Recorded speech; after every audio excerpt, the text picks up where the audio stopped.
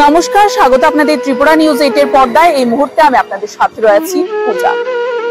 আজকে আমরা যে বিষয়টি আপনাদের সামনে তুলে ধরার চেষ্টা করব, এর পূর্বেও আমরা দুটি পর্বের মাধ্যমে তার কিছু বিস্তারিত বিষয় আপনাদের সামনে তুলে ধরার চেষ্টা করেছিলাম। কি সেই বিষয়? নিশ্চয়ই আপনাদের মনে প্রশ্ন জাগতে শুরু করেছে। বিষয়টি হচ্ছে যে আমাদের দেশের গর্ব, আমাদের রাজ্যের গর্ব, যিনি শহীদ জওয়ান রয়েছেন শম্ভু সাতমুড়া, তার পরিবার আজকের দিনে দাঁড়িয়ে দুজন কতিপয় ব্যক্তির কারণে বলাই চলে যে একজনের রীতিমতো চক্রান্তে, একজনের পারিবারিক রীতিমতো চক্রান্তে তারা রীতিমতো সেখানে দুর্দশার শিকার রয়েছে। আজকের দিনে দাঁড়িয়ে তাদের কি চিত্র রয়েছে, তারা আজকের দিনে সেই শহীদ জওয়ান শম্ভু সাতমুড়ার পরিবার কিভাবে জীবন যাপিত করছেন, সেই বিষয়গুলো কিন্তু আমরা আজকে তুলে ধরতে সরাসরি চলে এসেছি সেই বাড়ির সামনে। আপনারা দেখতেই পাচ্ছেন আমরা এবারে কিন্তু স্টুডিও থেকে নয়, একেবারে একটি বাড়ির সামনে উপস্থিত রয়েছি। এই সেই বাড়ি, এই সেই শহীদ জওয়ান শম্ভু সাতমুড়ার বাড়ি।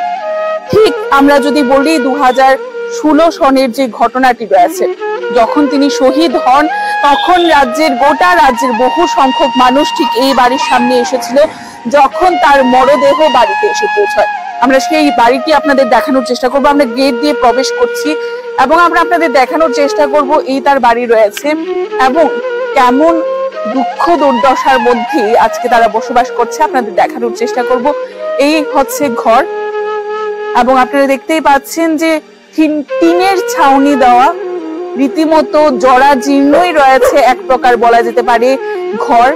এবং আপনাদের দেখানোর চেষ্টা করব যেখানে দাঁড়িয়ে শহীদ জওয়ান শম্ভু সাতমুড়া শহীদ হওয়ার পর সেখানে ডায়ন হার্ডেসে অনেক কিছুই বা লক্ষ লক্ষ অধিক টাকা আমরা জানি যে পরিবারের সদস্যদের দেওয়া হয়েছে। তবে এমন দশা কেন, এমন দুর্দশা কেন রয়েছে তাদের আজকের দিনে, সেটা কিন্তু প্রশ্ন থেকেই যায়। আরো একটি গুরুত্বপূর্ণ বিষয় আমরা দেখানোর চেষ্টা করবো আপনাদের, কেননা এই বিষয়টি এর পূর্বে বহুবার উঠে এসেছে যে টাকার অভাবে, রীতিমতো অর্থের অভাবে বলাই চলে যে শম্ভু সাতমুড়া যিনি শহীদ জওয়ান রয়েছেন, ওনার যে অস্থি আজ অব্দি তার শেষ ক্রিয়া সম্পূর্ণ হয়নি। আমরা দেখানোর চেষ্টা করছি শম্ভু সাতমুড়ার বাড়ির ঘরেরই একটি কোণার সেই চিত্র রয়েছে। আপনারা সরাসরি দেখতে পাচ্ছেন ত্রিপুরা নিউজ 8 এর পর্দায়। এখানেই রয়েছে শম্ভু সাতমুড়া শহীদ জওয়ান, দেশের গর্ব, যার অস্থি আজকেও বাড়িতে একটা কোণে সেখানে রয়েছে। এখনো পর্যন্ত তার শেষ ক্রিয়া সম্পূর্ণ করতে পারেনি পরিবারের সদস্যরা, শুধুমাত্র অর্থের অভাবে। এবারে সেই অর্থের অভাব কেন আপনাদের এর পূর্বে আমরা বহুবার তুলে ধরার চেষ্টা করেছি যে নাম ডাকা যে স্ত্রী ছিল, যাকে আমরা জানতে পারি যে বিয়ের পর বউ ভাতের দিনই সে রীতিমতো বাড়ি থেকে পালিয়ে যায়, অর্থাৎ তার যে বৈবাহিক জীবন রয়েছে সে ত্যাগ করে দেয় এবং বউ ভাতের দিনই সে সেখান থেকে চলে যায়। এবং আমরা আপনাদের দেখানোর চেষ্টা করব এবং সেই বউ, যে বউ নাকি নাম ডাকা বউ যদি আমরা বলি, যার নাম মাম্পি দাস, ইতিমধ্যে উঠে এসেছে পরিবার সূত্রে জানা যায় সেখানে মাম্পি দাস ছিল সেই বউয়ের নাম। এবং সেই নাম ডাকা বউ বউ ভাতের দিন পালিয়ে যায় এবং যখন শহীদ জওয়ানের মরদেহ বাড়িতে আসে, নাটকীয় কায়দায় সে বাড়িতে এসে কান্নায় ভেঙে পড়েছিল। এবং আমরা আপনাদের দেখানোর চেষ্টা করব আজ সেই শহীদ বীর সেনা শম্ভু সাতমুড়ার যে চিত্র রয়েছে, আমরা দেখানোর চেষ্টা করছি আপনাদের সরাসরি ত্রিপুরা নিউজ 8 এর পর্দায়। তাছাড়াও বাড়িতে বিভিন্ন জায়গায় কিন্তু তার প্রতিচ্ছবি রয়েছে, তার স্মৃতি জড়ানো রয়েছে। বাড়ির যে চিত্র রয়েছে, বাড়ির যে অবস্থা রয়েছে, আমরা তা দেখানোর চেষ্টা করব। এবং আমরা একপাশে আপনাদের দেখানোর চেষ্টা করব যে সেই শম্ভু সাতমুড়া শহীদ জওয়ান, দেশের গর্ব যিনি রয়েছেন, উনার যে বৈবাহিক জীবন শুরু হওয়ার সময় যে চিত্রটা রয়েছে, যে বিয়ের চিত্র, সেটাও কিন্তু বাড়িতেই ছিল এবং তাও আমরা তুলে ধরার চেষ্টা করছি যেহেতু আমরা বাড়িতে উপস্থিত রয়েছি।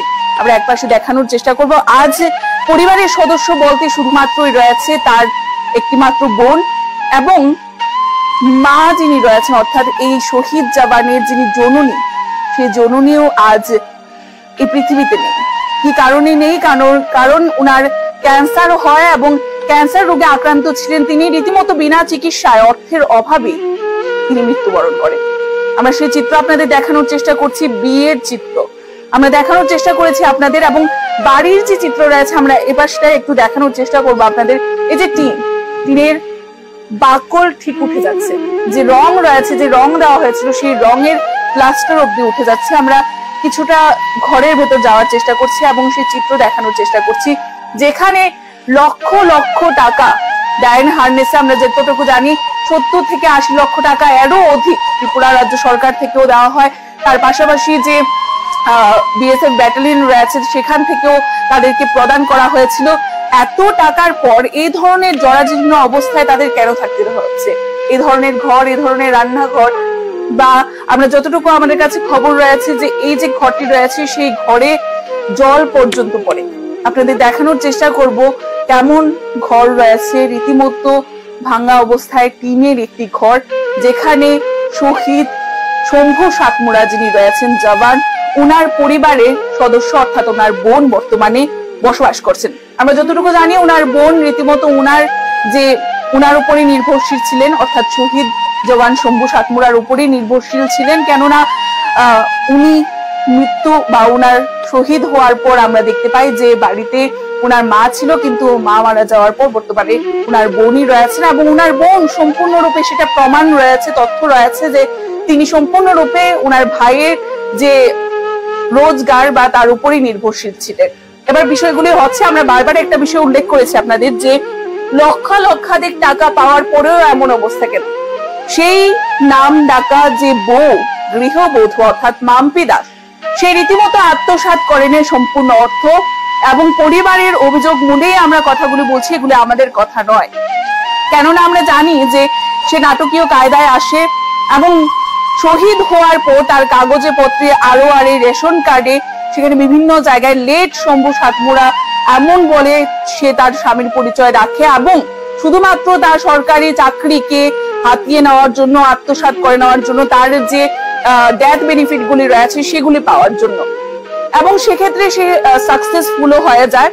কেননা আমরা দেখতে পাচ্ছি যে বর্তমানে সে সরকারি চাকরিও করছে, সরকারি বেতনও পাচ্ছে, তার পাশাপাশি লক্ষাধিক যে টাকা, তার পাশাপাশি যে পেনশন, সমস্ত কিছুই কিন্তু সে পেয়ে আজ সে অট্টালিকা সম্পূর্ণ ঘরে বসবাস করে। কিন্তু শহীদ শম্ভু সাতমুড়ার যে বাড়ি রয়েছে তার পরিস্থিতি আমরা আপনাদের দেখানোর চেষ্টা করছি। কেন এই অবস্থা? কেননা যে নামডাকা বউ রয়েছে অর্থাৎ মাম্পি দাস, যার ব্যাপারে আমরা কথা বলছি, উনি সম্পূর্ণ অর্থ সমস্ত কিছু ডেথ বেনিফিট পেয়ে সাহায্য সহযোগিতা তো দূরের কথা, এসে তাদের পরিবারের সাথে একদিন দেখা পর্যন্ত করেনি। তাদের পরিবারকে সাহায্য সহযোগিতা বা অস্থি শেষক্রিয়া করার জন্য টাকা বা অর্থ প্রদান করবে তো দূরের কথা, সে নিজেই সে অর্থ ভোগ করছে। বর্তমানে সে আবারও বিয়ে করেছে যতটুকু খবর রয়েছে আমাদের কাছে এবং তথ্য সহকারে। তাছাড়াও আমরা যে বিষয়টি বলবো, সেই নাম ডাকা বউ অর্থাৎ মাম্পি দাস বর্তমানে একটি সন্তানের জননী রয়েছে, এবং আমাদের কাছে আরো খবর রয়েছে যে তিনি বর্তমানেও গর্ভবতী আছেন। এই বিষয়গুলি কিন্তু উঠে আসছে আজকে, এবং আমরা কেন দেখানোর চেষ্টা করছি, অনেকটাই স্পর্শকাতর বিষয় রয়েছে। আপনারা দেখতেই পাচ্ছেন, আমরা দেখানোর চেষ্টা করেছি যে এখনো পর্যন্ত সেই শহীদ জওয়ান শম্ভু সাতমুড়ার যে অস্থি এখনো পর্যন্ত বাড়িতে উপস্থিত রয়েছে, শুধুমাত্র অর্থের অভাবে শেষক্রিয়া করানো সম্ভব হচ্ছে না। এবং পাড়া প্রতিবেশীরা যারা রয়েছেন তাদের কিছুটা সহযোগিতায় যে শোধন হয়, সেই শোধনের কার্যটি হয়েছে, এবং তারপর বাড়িতে বা ঘরের যে ঠাকুর ঘর রয়েছে সেই ঠাকুর ঘরের মধ্যে কিন্তু রাখা আছে এক কোণে শম্ভু সাতমুড়া অর্থাৎ শহীদ জওয়ানের যে অস্থি রয়েছে। আপনারা দেখতে পাচ্ছেন সরাসরি সেই চিত্র, স্পর্শকাতর, অনেকটাই হৃদয় বিদারক করার মতো ঘটনা। আমরা আজকে সরাসরি চলে এসেছি সেই জায়গায় আপনাদের দেখানোর জন্য। আমরা আরো একটি চিত্র আপনাদের দেখানোর চেষ্টা করব এই পাশে এসে, যে যিনি জননী রয়েছেন অর্থাৎ শম্ভু সাতমুড়ার যিনি মা রয়েছেন, উনিও গত হয়েছেন, ক্যান্সার রোগে আক্রান্ত ছিল, এবং উনি ক্যান্সার রোগে আক্রান্তিত হয়ে রীতিমতো বিনা চিকিৎসায় মারা গেছেন। কেননা সেই শহীদ জওয়ানের অর্থাৎ উনার ছেলের যে ইনকাম বা উনার ছেলের শহীদ হওয়ার পর পরিবারের জন্য যা অর্থ দেওয়া হয়েছিল তা কিন্তু আত্মসাৎ করে নেয় সেই এক নাম ডাকা বধূ অর্থাৎ মাম্পি দাস। সাহায্য তো দূরে থাক, সে নিজে বর্তমানে অনেক ভালোভাবে বসবাস করছে, জীবন অতিবাহিত যাপন করছে, কিন্তু অন্যদিকে যদি আমরা তাকিয়ে দেখি শম্ভু সাতমুড়ার যে পরিবার রয়েছে তারা রীতিমতো অনেক খারাপ অবস্থায় বলাই চলে। আমরা দেখানোর চেষ্টা করেছি আপনাদের যে অনেকটাই বর্তমানে যে তাদের অবস্থা রয়েছে সেটা রীতিমতো হৃদয় বিদারক করার মতো।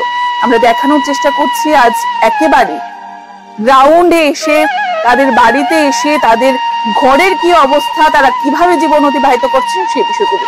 এবার আমরা কথা বলার চেষ্টা করব একমাত্র বর্তমানে পরিবারের যিনি সদস্য রয়েছেন, অর্থাৎ উনার যে বোন অর্থাৎ মৌসুমী সাতমুরা আমাদের সাথে উপস্থিত রয়েছেন। এর পূর্বে আমরা একটি পর্বে উনার বক্তব্য তুলে ধরার চেষ্টা করেছিলাম। আজকেও আমরা উনার কি বক্তব্য রয়েছে সেটা জানার চেষ্টা করব।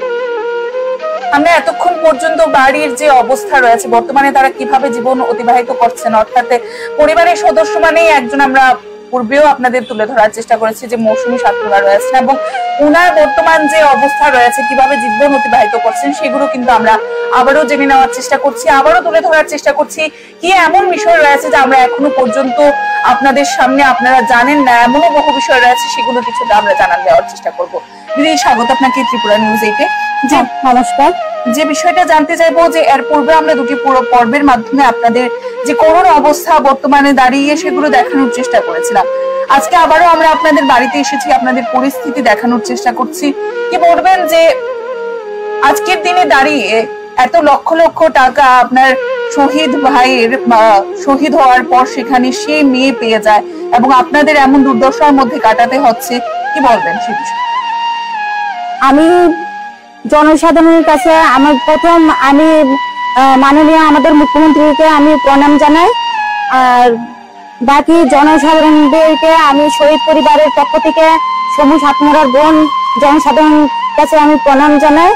আমি সবার কাছে আমার ভাইয়ের ন্যায্য বিচার পাওয়ার জন্য আমি আবেদন রাখছি। আমি ভাইয়ের প্রত্যেকটা ঘটনা আপনাদের সামনে তুলে ধরছি, যেগুলো আমরা কিছু ওদের চাপে পড়ে আমরা এটা ঢাকা দিয়ে রেখেছিলাম। ওদের মানে একটা কথা ছিল যে আমরা যদি ওদের মেয়ের যদি কোনো কথা স্পষ্ট বাইরে আনি বা কোনো আইনি ব্যবস্থা নিই, তাহলে আমার ভাইকে মানে ধমকি দেওয়া হয়েছিল। বলতে গেলে আমার মাকে কিছু বলেনি ওরা, আমার ভাইকে বলেছিল সিঙ্গেল ভাবে কথা নিয়ে ডেকে নিয়ে কথা বলছিল যে যদি মেয়ের ব্যাপারে কোনো কিছু বলে স্পষ্ট, তাহলে ঘরে যে ছোট বোনটা আছে ওর বিয়ে দেওয়াটাও দূরের কথা, ওর বদনাম সেম এরকম ভাবে হবে যেরকম ভাবে আমাদের মেয়েটাকে বাইরে স্পষ্ট করে কথা বলা হবে ওর ব্যাপারে। তো ওরা চাইছে যে ওদের মেয়ে যে ধরনের ঘটনা করলো বৌভাতের দিন, সেই কথাগুলো যেন আমার ভাই চাপিয়ে রাখে আর সারা জীবন যেন ওর লাঞ্ছিত, ওর ভ্রষ্টাচারী চলাচলটি যেন সহ্য করে যায়। আর ওইগুলোই আমার ভাই একমাত্র সহ্য করে নিয়েছে। সমু সাতমুরা বোনের দিকে তাকিয়ে, ওর সবচেয়ে বড় কমজোর ছিল আমি। ওর ভয় ছিল যে ও যদি চাকরিতে চলে যায়, বাড়িতে ছুটিতে কতদিন কাটবে, ছুটি শেষ হলে যদি বাড়ি থেকে চলে যায়, তাহলে ওর শ্বশুর বাড়ির লোকজন না ওর বোর বিরুদ্ধে কথা বলতে গিয়ে বোনের উপরে না কোনো আঁচ আসে। এই কথা আমার মার কাছে কষ্ট বলেছে, কিন্তু ততটা আমার মাকেও বলেনি, আমার কাছে বলেছে ভাই। তো ওর বিয়ের দিন কি ঘটনাটা হয়েছিল সেটা আপনাদের কাছে তুলে ধরতে চাইছি সামান্যটুকু, পুরো বিতনটা আমি বলবো না। এই ভাই যখন বৌভাতের দিন সবার সামনে, তখন বাড়ির অনুষ্ঠানে বাড়িতে সবাই ছিল, এলাকাবাসী ছিল, আমার ভাই সিঁদুর দান করেছিল। আমাদের হিন্দু রীতি রিবাজে বৌভাতের দিন বউকে ভাত কাপড় সিঁদুর দান করে। তো ভাত কাপড়টা নিয়েছে ও, কিন্তু যখন সিঁদুরটা দিয়েছে তখন ওই সিঁদুরটা দেওয়ার সময় ওই মানে কি বলবো এমন রেগে বেগে উঠলো, ওকে কিছু বলেনি। সিঁদুরের হাতটা ভাই ঝাড়া দিয়ে ফেলে ভিতরে রুমে চলে গেছে, আর ভিতরে রুমে গিয়ে টাওয়াল নিয়ে সিঁদুরটা মুছে ফেলছে। এর হলো প্রথম ওর একটা দুর্ব্যবহার শুরু, এর থেকে শুরু হয়ে গেছে ওর দুর্ব্যবহার। তারপর আমরা কিছু বলিনি, আমরা চুপচাপ করে এলাম, কারণ অনুষ্ঠান বাড়িতে আমরা খাবার দাবার সবকিছু শুরু হয়ে গেছে। যদি এইসব কথা জানতে পারে পাড়া প্রতিবেশী মানুষ, তাহলে অনুষ্ঠান বাড়িতে কেউ খাবে না, চলে যাবে। আমরা এই ব্যাপারটা গোপনীয় ভাবে রেখে দিলাম মানুষের কাছে, আর বাড়ির মানুষকে সঙ্গে সঙ্গে ফোন করে জানালাম যে এটা কি করলো মেয়েটা, শুধু মুছে ফেললো কেন, কি কারণে এইসব। তখন মেয়ে বাড়ির মানুষ ধামাচাপা দিতে শুরু করলো, বললো মেয়ে কিছু বুঝে না, এটা আপনারা কারোর কাছে বলবেন না, আমাদের মান সম্মানের ব্যাপার। তো মা আর কিছু বলেনি, চুপ করে রইলাম, ভাইও চুপ করে রইল। তারপর এই না মেয়েটা অনুষ্ঠান শেষ হওয়ার পর সে যখন স্বামী স্ত্রীর মধ্যে শুভরাত্রি হয়, এই শুভরাত্রি ফুলসজ্জার দিন ও বাড়ি থেকে নিরাপদ, আমার বাড়ি, আত্মীয় স্বজন কেউ নেই, খালি বাড়ির সুযোগ, ও যেভাবে মন মানি করতে এসছে ও মনের সেদিন বাঞ্ছা পূর্ণ করে ফেললো, বাড়ি থেকে পালিয়ে গেল। কিন্তু আমরা জানি না যে ও পালিয়ে গেছে, আমরা হয়তো ভাবছিলাম যে ও বাথরুমে গেছে, নতুন বউ, এরকমই একটা ভাবলাম, কিন্তু না, এ বাড়িতে নেই। তো এটা সত্য কথা আপনাদের সামনে তুলে ধরছি। বাকি বিবরণ গুলা আমি আর বলছি না, বাকি বিবরণ গুলা ওই মেয়েটা ভালো করে জানে যে বাপের বাড়িতে এতদিন কেন পড়ে আছে, আর সমু সাতমুড়ায় মরার খবর পাওয়ার পরও কেন আসেনি। আমরা 22 নভেম্বর 2016 4:20 খবর পেয়েছি, 6:20 ওকে খবর দিয়েছি। খবর পাওয়ার সঙ্গে সঙ্গে ও কেন আসেনি? সমু সাতমুড়ার কফিন 2016 25 তারিখে কফিন বাড়িতে এসছে, তখন ও 2:30টার সময় বাড়িতে আসলো। সে ভালো করেই জানতো যে এখন সে ভাই মারা গেছে, তো শম্ভু সাতমুড়া ওর হাজবেন্ড মারা গেছে, এখন যদি ওর পাশে এসে না দাঁড়ায় ও ডেথ বেনিফিট গুলো পাবে না। ওই সুবিধা ভোগ করার জন্য ও বাড়িতে এসে আবার নতুন করে সে নাটক শুরু করলো। মানে আপনি বলছেন যে এটা একটি চক্রান্তই ছিল? হ্যাঁ, এটা পুরো পূর্ব পরিকল্পিত ভাবে চক্রান্ত। ও আমার ভাই বিয়ের থেকেই এর নাটক শুরু করে দিয়েছে। ওর লাঞ্ছনা ভোগ করতে আমরা সহ্য করতে বাধ্য হয়েছি, কারণ ওদের মামারা নাকি বিশ্বনাথ দাস সিন্না 1 নম্বরের নেতা, ওর মামার নাকি অনেক উচ্চ আধিকারিক নেতাদের সঙ্গে হাত আছে। মস্তানাস্তান দিয়ে ধমকি দিয়ে আমাদেরকে চাপিয়ে রাখছে যেন মেয়ের ব্যাপারে আমরা ডিক্লেয়ার না করি, ওদের মেয়ের যেন কোনো বদনাম না হলে তাহলে মানে শম্ভু সাতমুড়ার ছোট বোনেরও বদনাম হবে, এরকম ভাবে একটা আমাদেরকে ধমকি দিয়ে রেখেছিল। আরো একটি বিষয় জানতে চাইবো যে আমরা একটি বিষয় জানতে পারি যে রাজ্য সরকারের তরফ থেকেও শহীদের পরিবারকে একটা অ্যামাউন্ট দেওয়া হয়েছিল, একটা অর্থ। সেই অর্থ কি হয়? সে অর্থ দেওয়া হয়েছিল শহীদ পরিবারের বৃদ্ধ মাকে 5 লাখ টাকা দেওয়া হয়েছিল। সেই 5 লাখ টাকাটা আমার মা পেয়েছে, হ্যাঁ, ডিএম অফিসে দিয়েছে চেকের মাধ্যমে। আর যে 10 লাখ টাকা আমার ভাই ইন্স্যুরেন্স করে গেছে আমার মার নামে, আমার মা নমিনিতে ছিল, সেই ইন্স্যুরেন্সের কাগজ খামের মধ্যে ওইটা ফাইলে ছিল। ওইটা কি করলো ও, আমার যে জিতেন্দ্র সরকার অ্যাডভোকেট উকিল, ওনার কাছে ওরা কেস দিয়ে আমাদেরকে 107 ধারা কেস দিয়ে আমাদেরকে কোর্টে মিথ্যা সাক্ষী দিয়ে যে ওকে আমরা কফিন যেদিন এসছে ওদিন ওকে মারলাম, হ্যাঁ, মারধর করলাম, মারধর করে নাকি বাড়ি থেকে তাড়িয়ে দিয়েছি।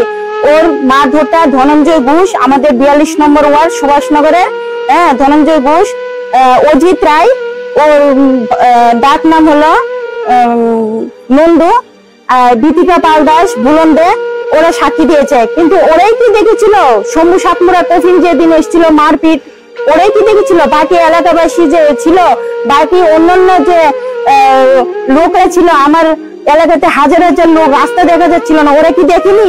শুধু কি ওরা 4 জনেই দেখেছিল? এটা কিরকম বিচার এবার আপনারাই করুন, আপনারা সত্যটা তুলে ধরুন।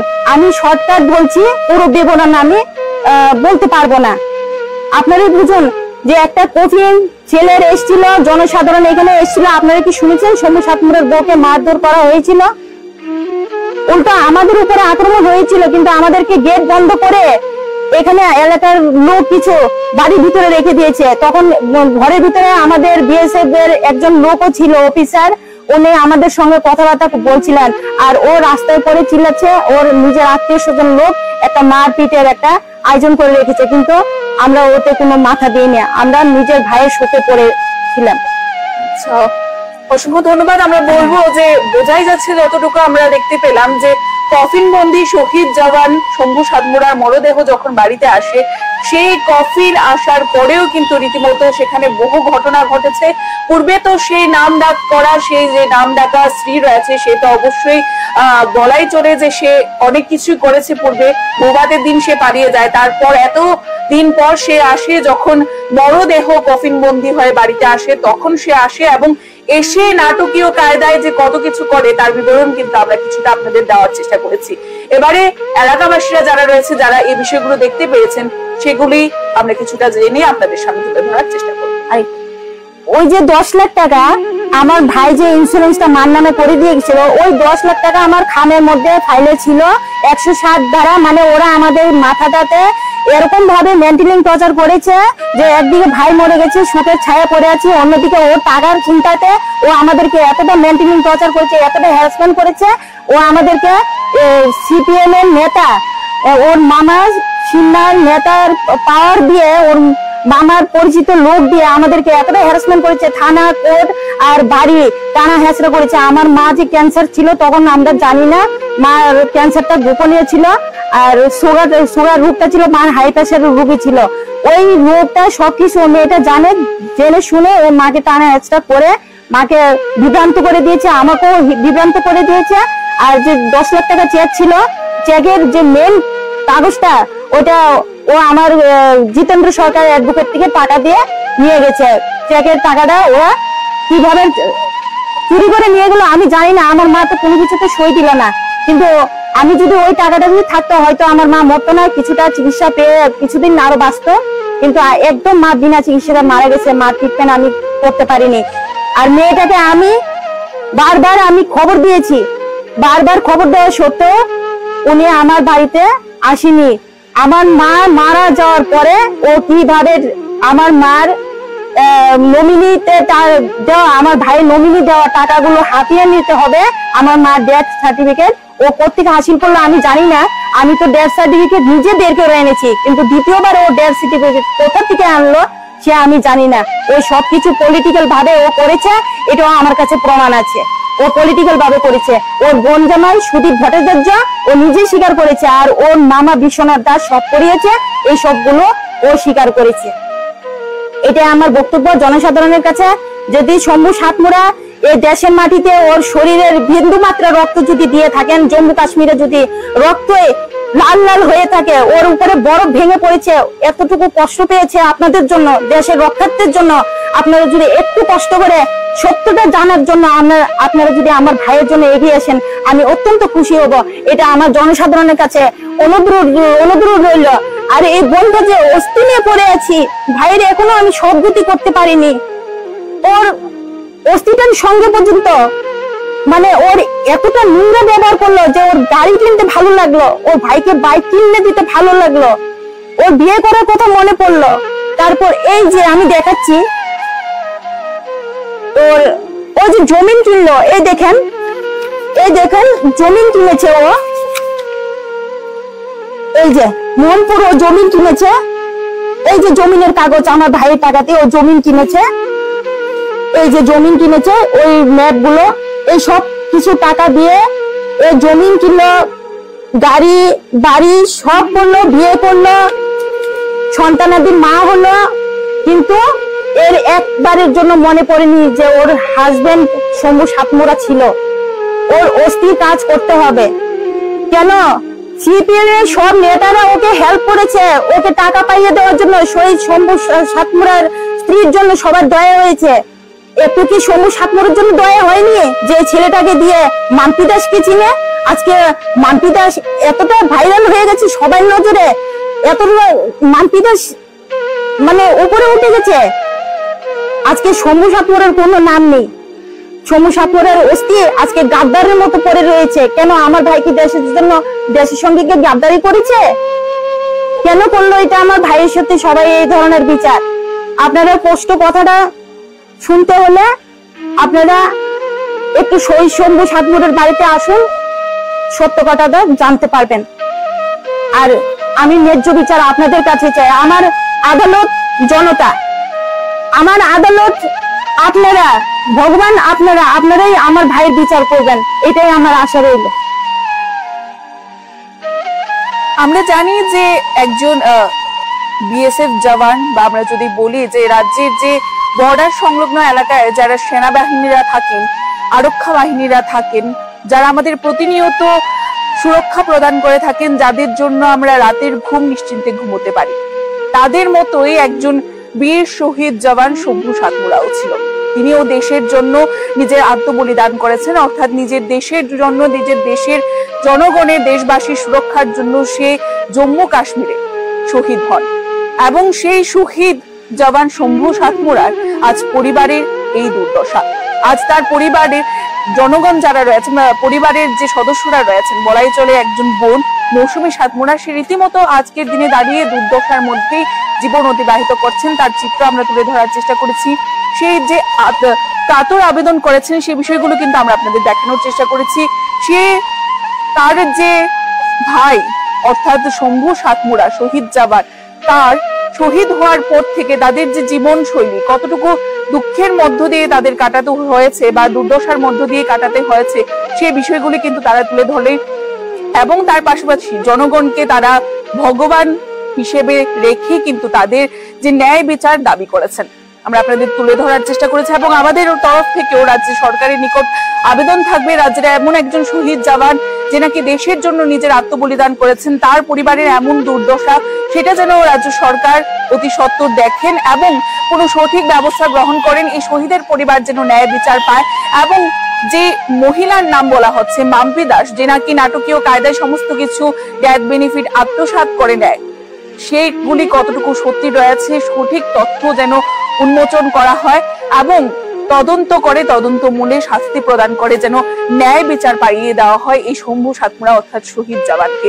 কেননা তার অস্থি এখনো পর্যন্ত বাড়িতে পড়ে রয়েছে, এখনো পর্যন্ত তার সৎকার হয়নি। কতটুকু ন্যাক্কারজনক ঘটনা, কতটুকু দুঃখজনক এবং হৃদয় বিদারক করার মতো ঘটনা বললেই চলে। আজকে আমরা দেখানোর চেষ্টা করেছি পারিপার্শ্বিক যারা এলাকার লোকজন ছিল, আমরা কথা বলার হয়তো বা চেষ্টা করেছি, কিন্তু বা সেখানে প্রত্যেকেই একটা ভয়ের মধ্যে রয়েছে এবং কি সেই ভয় সেটাও কিন্তু আমরা জানার চেষ্টা করেছি। যে নাম ডাকা স্ত্রী রয়েছে অর্থাৎ মাম্পি দাস, সেই মাম্পি দাসের পরিবারের যারা রয়েছেন আত্মীয় পরিজন, তারা নাকি অনেকটাই হাই লেভেলের রয়েছে, হেভি ওয়েট নেতৃত্বরা রয়েছেন, যার কারণে নাকি প্রত্যেকে এলাকার যারা ওনাদের পাশে আসে দাঁড়াতে চাইছেন তারা কিছুটা ভয়ে রয়েছে কথা বলতে, ক্যামেরার সামনে আসতে, নিজেদের জীবনের ঝুঁকির কারণে। সেটা কিন্তু আমরা জানতে পেরেছি তাদের পরিবারের সদস্য থেকে, অর্থাৎ যে পরিবারের সদস্য রয়েছে একমাত্র বোন মৌসুমী সাতমোড়া থেকে। আমরা আজকের দিনে দাঁড়িয়ে বাড়িতে এসে সরাসরি বাড়ির যে দুর্দশার চিত্র রয়েছে, বাড়ির যে অবস্থা, রীতিমতো যেভাবে তারা জীবন অতিবাহিত করছে, সে জীবন অতিবাহিত করছে অর্থাৎ মৌসুমী সাতমোড়া, সেই চিত্র কিন্তু আমরা আপনাদের দেখানোর চেষ্টা করেছি। এখনকার মতো আমাদের এই বিশেষ প্রতিবেদন আমরা এখানেই শেষ করছি। পরবর্তীতে আমরা অবশ্যই চেষ্টা করব দেখানোর চিত্র বা আরো কি রয়েছে, আরো কি কি ভাবে তাদের আরো কতটুকু কষ্টের মধ্যে দিয়ে কাটাতে হয়েছে, এই তথ্য উদ্ঘাটন করার জন্য যে প্রমাণ তারা বর্তমানে নিয়ে রেখেছে, তাদের কাছে যে প্রমাণগুলি রয়েছে সেগুলো তারা কিভাবে জোগাড় করেছে, সমস্ত কিছু চিত্র কিন্তু আমরা একে একে তুলে ধরার চেষ্টা করব এবং পাড়া প্রতিবেশীদের সাথেও আমরা পরবর্তীতে কথা বলে কি সঠিক তথ্য তারাও জানেন সেগুলো জানানোর আপনাদের চেষ্টা করব। এ বলে আমাদের এখনকার প্রতিবেদন আমরা এখানেই শেষ করছি। পরবর্তী বিভিন্ন আপডেট দেখতে অবশ্যই চোখ রাখবেন ত্রিপুরা নিউজ 8 এর পর্দায়। ক্যামেরায় আদিত্যের সাথে আমি রয়েছি পূজা, ত্রিপুরা নিউজ 8। নমস্কার।